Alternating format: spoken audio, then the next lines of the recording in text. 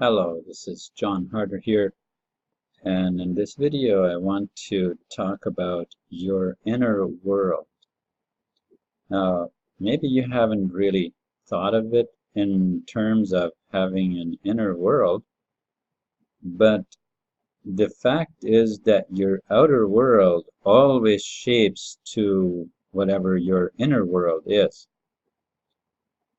So let's go through a little exercise here, and just to so we'll just go by kind of like make a circle here, and we're just going to say that this is your inner world. We'll make it green. Eh? We're assuming that you're building a nice green world for yourself, which then will reflect in your outer world. All right, so that's the inner world, and then what we want to do is we'll create another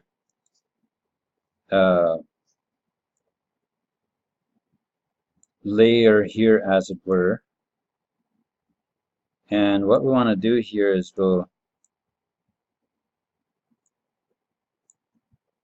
we'll make this layer transparent. Okay, so we'll make it transparent, but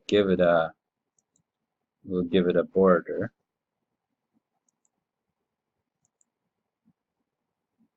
Okay, so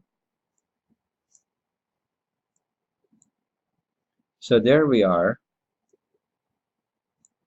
And why this? Well, we'll get back to it in just a little bit.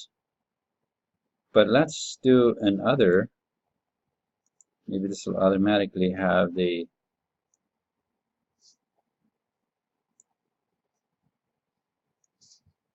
I thought it might automatically have the transparency, but apparently not.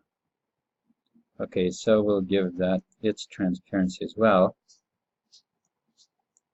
And okay, all right, so now I see these a little bit out of round here sometimes, but that's fine. Now we'll say that this here is your outer world.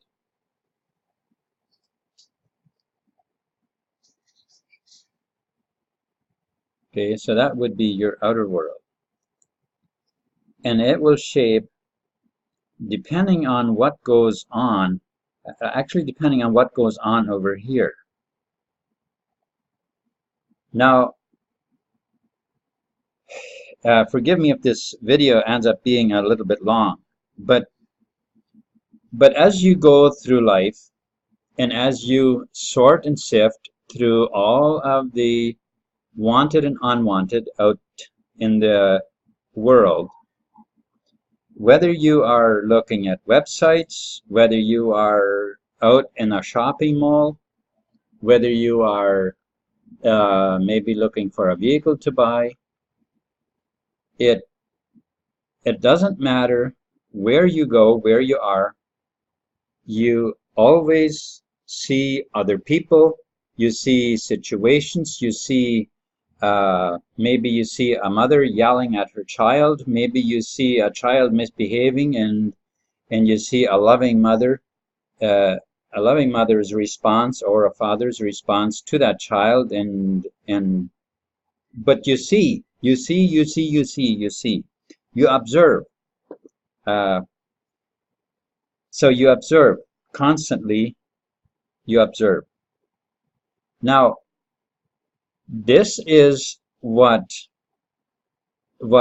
we do by default. By default, when we observe the outer world of, not the outer world, but what I mean is when we observe out in the world, in the interaction with other people, in all of the things that we do, we come to conclusions about what we personally like and what we personally don't like. Those conclusions that we reach, they become part of our inner world. They become part of our inner world. So now, what happens then if let's say we never do any personal development, training ourselves on positive thinking, on anything like that. We just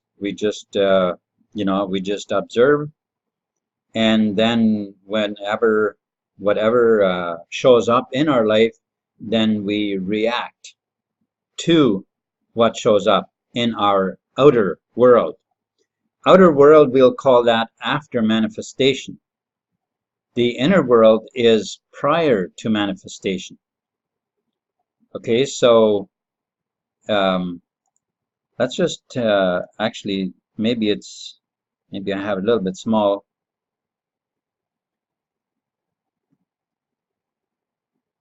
So, but that would be the inner world in there, and that world constantly shapes. And what I want us to notice from this video is the difference that the outer world will show depending upon how we think. Now, I know that most people, when they are out in the world and are observing, and they come to all of these conclusions about what they don't like, and so then their mind keeps on thinking about what they had seen. Like, let's say you saw something, a pretty dramatic reaction in a store. Maybe a toddler got pretty upset riding in the groceries cart, maybe wanted to be out of the cart, running around in the store. I don't know, but just for the scenario's sake, for the sake of this explanation, and you see a real dramatic response from the parents that you thought was way out of place, and your mind keeps on going back to that. Your mind keeps on going back to that, and you talk to your neighbors about it, you talk to your relatives about it and stuff like that, and you come to the conclusion, as you talk to others about it, that something must be done about this. And of course, and then soon action starts. Now, of course, I don't want to make this video too long, so in order to get most or a lot of the drift of what I'm really talking about here, there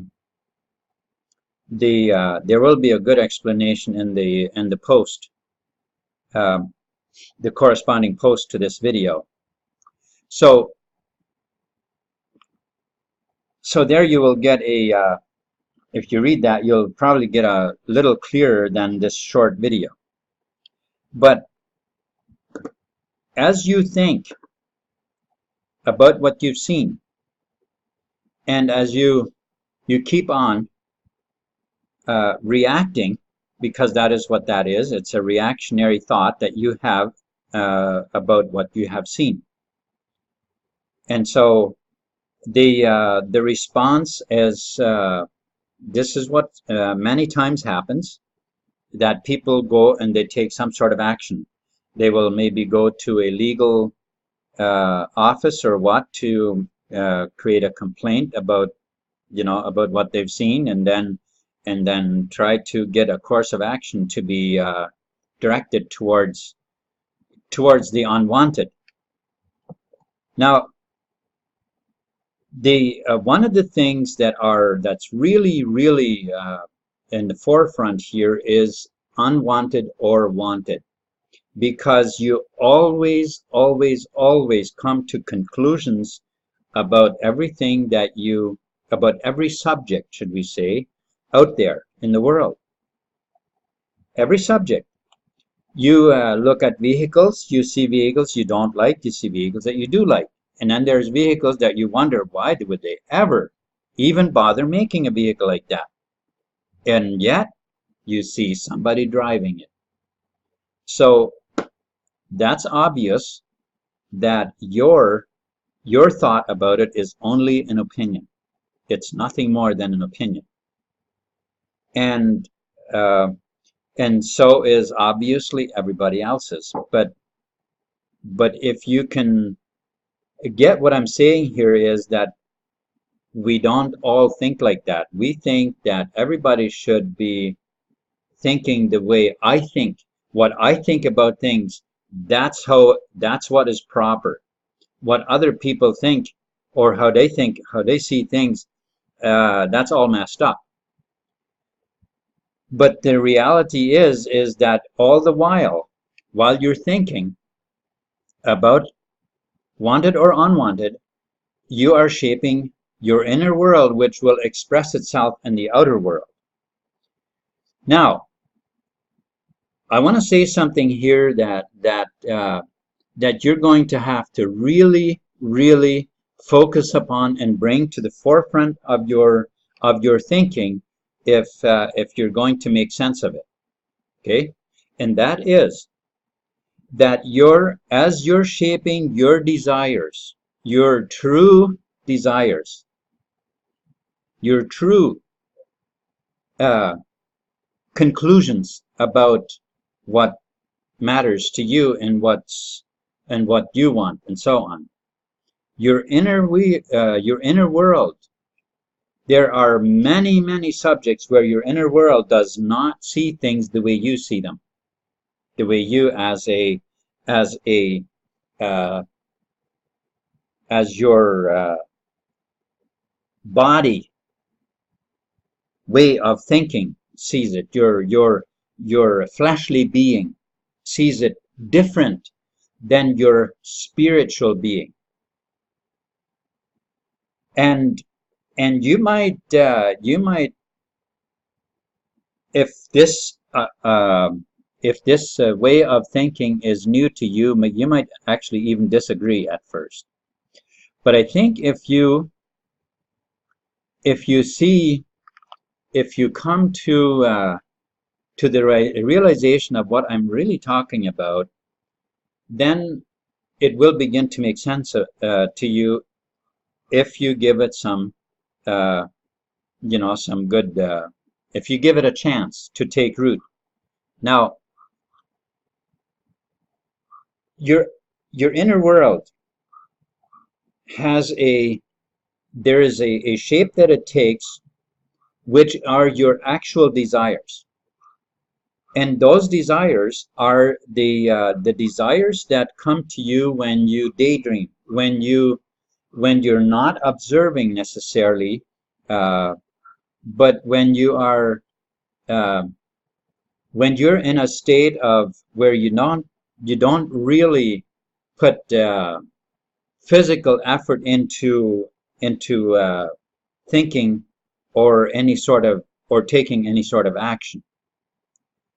You see, when you're in your leisure, in your mind, that is when thoughts from your inner world can come to the forefront and play in your mind. And if you will pay attention to the way you think, you will notice that when you are in these type of leisure type of things, where you are in a state of contentment, where you are not paying your attention onto anything specific, that your inner world will start to show itself in your mind, and you will start to think about what would be nice, what would be a life that would really truly be enjoyable. And this can include many things. This can include a life of luxury. This can include maybe a big farm. It could include owning office buildings that bring you a huge income. I don't know. You would have to think for yourself what it is that really clicks with you. But there's no doubt, there's no doubt that there are times when you're not paying attention to your surroundings, that your inner world shows itself in some form. Sometimes it may be in a dream, but there is this calm, there is this desire that comes and shows itself into your mind as you don't focus on something, especially if you don't focus on something unwanted. So,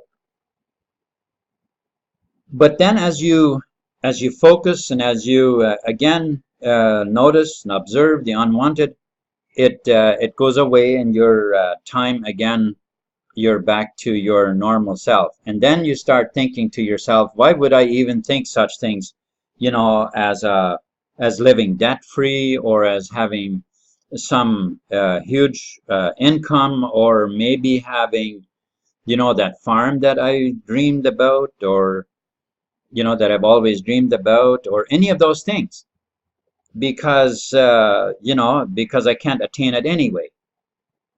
You see, but that is because of you've been blocking it by observing and coming to all kinds of conclusions that your inner being or your inner world does not see the way you personally see it. Now, the point of this video is that you allow your inner world to express itself in your outer world. Now, as I mentioned earlier, you create your inner world, and it does express itself in your outer world. And it does so whether it is even what you wanted or not. And it's all about what you think about. So, let's say that here, in this here area, in this part of your life, this is more where your decisions, where your decisions happen, your, let's just say, conclusions.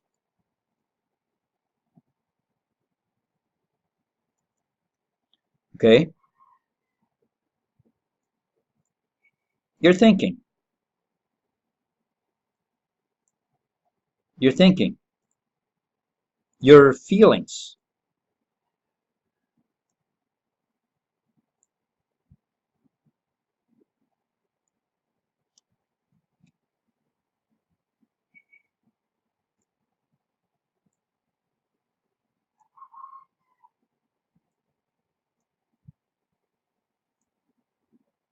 So your feelings, conclusions that you make, your feelings, how you feel about life, about the things,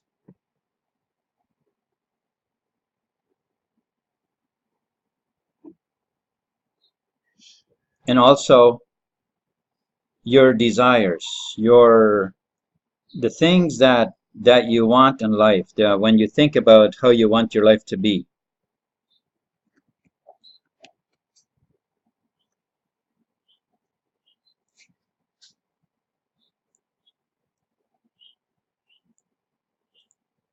Okay? So, oh,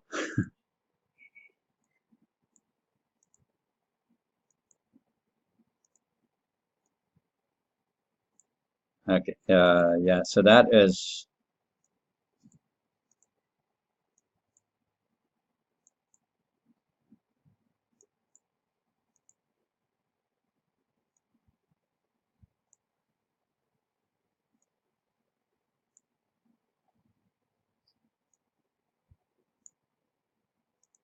okay. So here is your conclusions that you make about life, the way you feel, and your desires, and so on.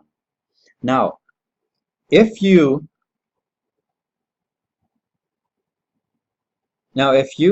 focus on your desires, on how you want your life to be,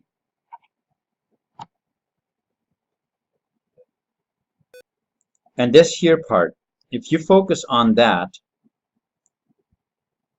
and don't pay attention to what's going on around you, what is going on, what others are doing, or anything like that, you don't pay any attention to that, but you pay attention to your desires, what you desire in life, and you give that you put your energy into those thoughts. You keep your desires or your thought patterns. You train yourself to keep your thought patterns pretty much within your desired the life that you desire. You see, when you do that, you are building your inner world, and you're doing it deliberately. You're doing it deliberately. And what happens is, as you keep thinking about the life that you want to be, and there is at the very end of this video, I want to remember, because there's a very deep truth that I want to share. But but keeping your mind around these here desires, your thought patterns, in doing so, you're building the inner world deliberately, and so what expresses itself in the outer world will then match with your desires. I hope that makes sense to you, but I'll give us an illustration here for just a little bit, okay? Now, let's think about it the other way. If you do not pay attention, if you don't pay any attention to your desires, you just observe, you have these things that you want, and you don't worry about it, you don't think about it, and nor any of that, but you are so worried about what this world will end up being like with all of those horrible things that are going on out there. Why, with the cancer rate growing and the heart attack rate growing, and all of these kind of things are happening, and you're paying your attention to that, and getting all fearful about it, and then you are building your inner world, but you are not building it deliberately. You are only doing it by default. You're doing it and you're allowing the thought patterns to continue, uh, to be fed by whatever the last thing that you've talked about or heard from others, and the last news that you've seen, and all of those things. That's where your mind basically then keeps on hovering. Now, the law of attraction. I know there are many trainers that train about the law of attraction.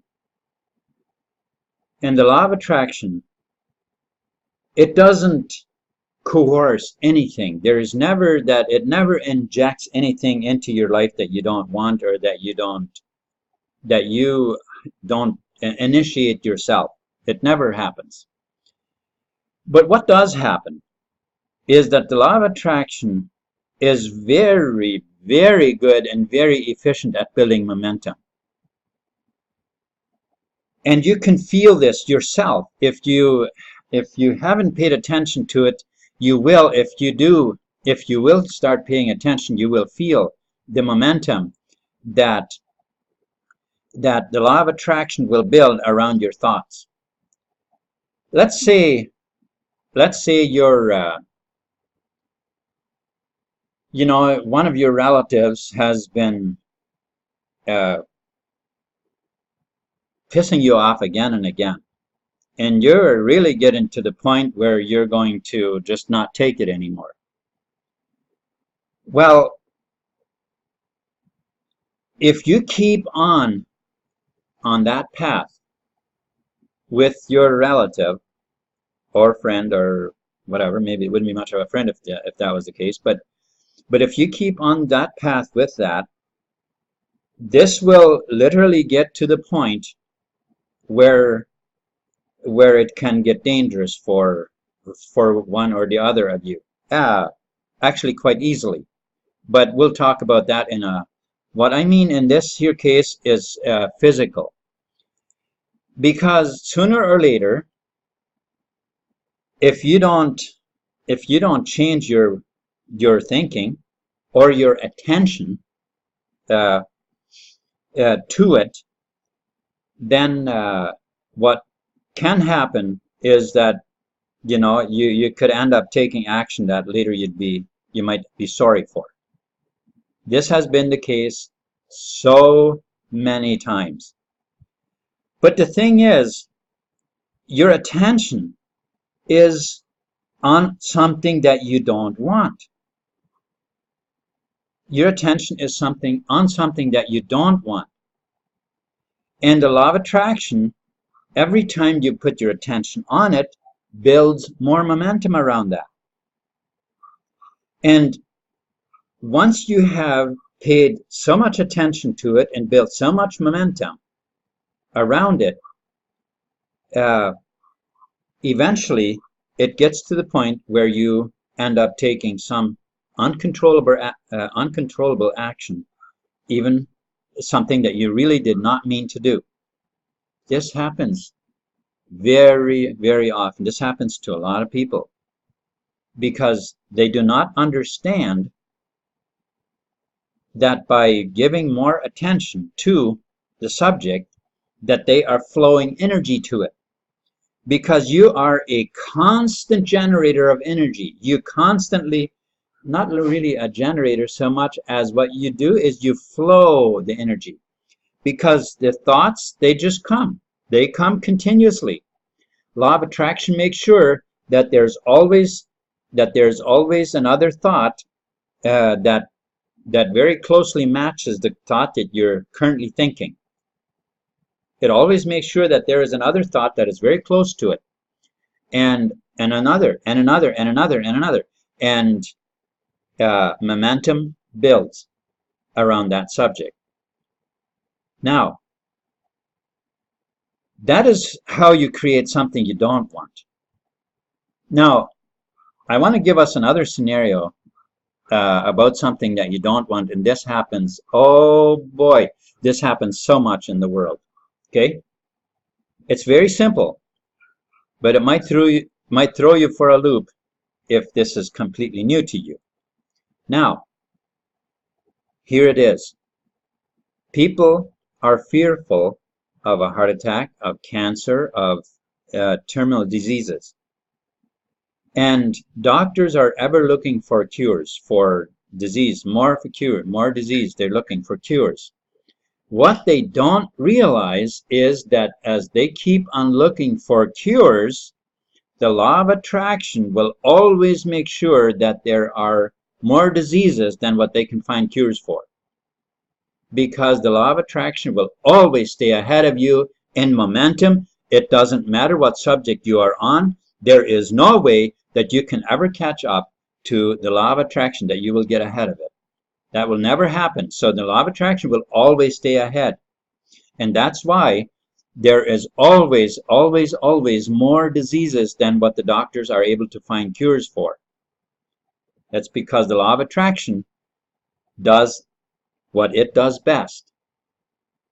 And you might say, well, why would this world operate like that? Well, that's because people need to understand how it works. People need to understand where their mind should be, where their thinking should be. is actually a word that really doesn't apply here. And the reason I say that is because if we have opinions of should, that you should do this, you should do that, you should, there is no value in that, because first of all, if you think that you should be doing something that you're not, then why would you bother thinking that if you're not doing it anyways? Uh, and but the thing is, you are completely free. You're completely free to think whatever it is you want to think. There's no one in the entire world that can make you think other than what you choose to do. Now, if you start thinking about your desires, about how you would like your life to be, then you are on the right path. Now, I want to tie something together here that you may not have paid attention to before, but I think it will make sense when you do.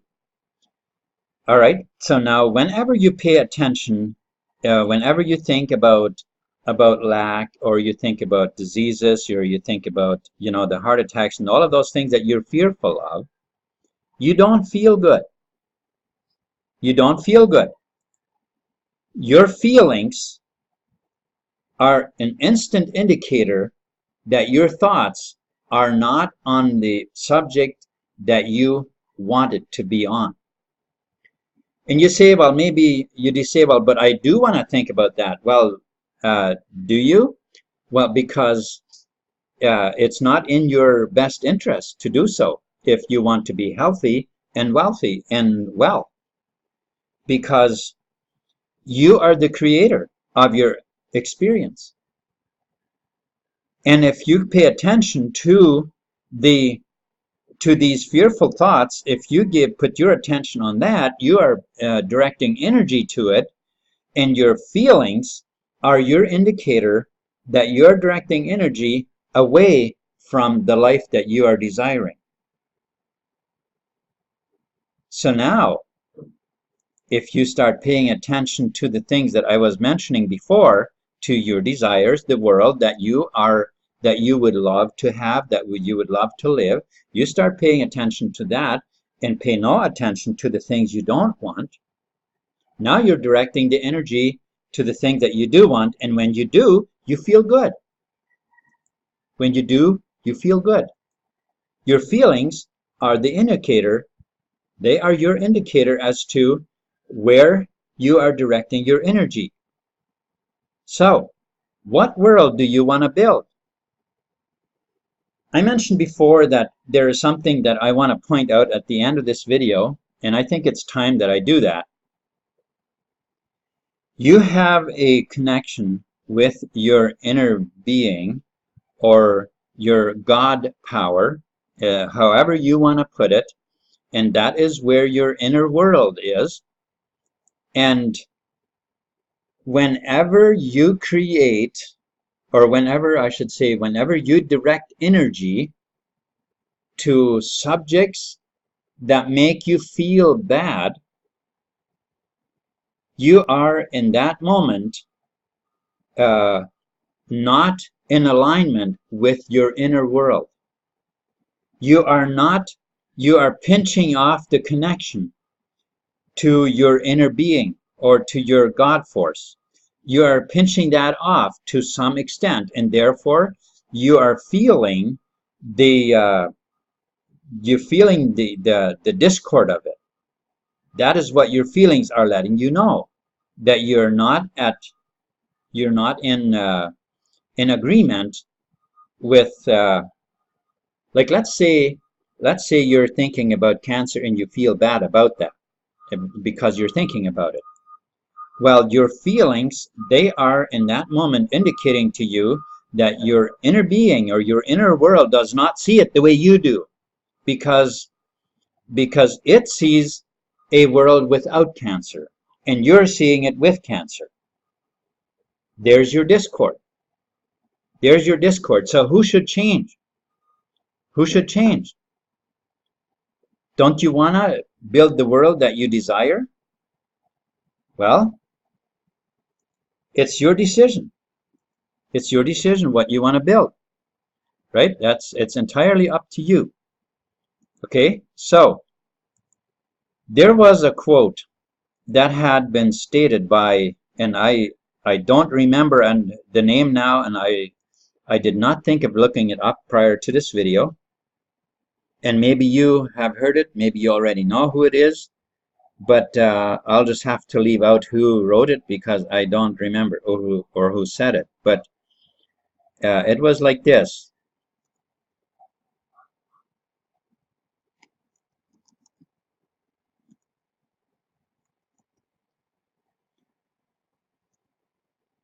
Follow your bliss is a statement that had been made by an individual.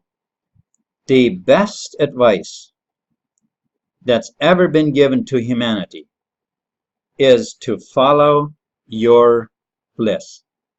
Because when you follow your bliss, you are following the thought patterns of your inner world. You're following the thought patterns of joy, of peace, of self-love, of love for all that is, because there is only good. There's a stream of well-being that flows through the entire universe, and that is a stream of bliss. And if you follow your bliss, you will tap into that stream. Your inner being always basks in it. Your inner being always is in the world that you are dreaming about, that you would love to enjoy. Your inner being is basking and how should we say, and reveling in it all the time. This is why whenever you don't, you are in that time, in that moment, you are in discord with your inner being, and therefore you don't feel good. Okay? All right, so I hope this made at least a degree of sense to you. And as I mentioned before, the corresponding blog post to this video will also be very informative to you around this subject. All right, thank you so much.